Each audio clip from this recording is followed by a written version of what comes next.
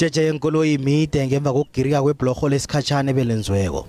Abashayeli bayakateleleka bona bajame lapha njengoba amapholisa wendlela azidlulisela kezinye indlela entokozweni bona zikhambe khona inkoloyi. Izakhamuzi lapha zazenzela ibhlorho lesikhatshana ngehlabathi ngemva kokuthi kugirike ibhlorho elikhulu D2296. Zakhamuzi zaqeda amalanga lapha zikhambisa inkoloyi zilungisa nebhlorho.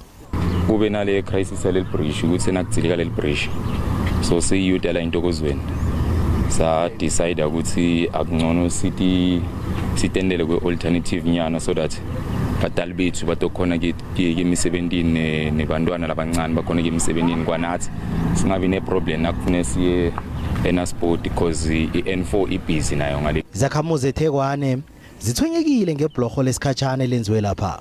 Sacela igovernment isincede yabona nabantwana buka maya basakhona ukudlula abandlula nzima ubuka endelana kusetulu bangawa nokuwa sacela ukuthi silungiselele igovernment nangapha le bridge la ngapha solo laphela mara solo kakubonakala ukuthi kwendakala.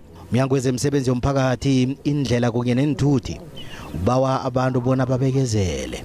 The contractor is going to fix those bypasses. As you can see, the machines is on site. We are expecting that at least by Wednesday, the bypass will be able, the commuters will be able to use the bypass, and the contractor is currently continuing with the construction of the bridge, which is expected to be completed within the next 6 months. Ukwakhiwa kwebhlorho D2296 kuzokubiza imali engange 26 million yamaranda.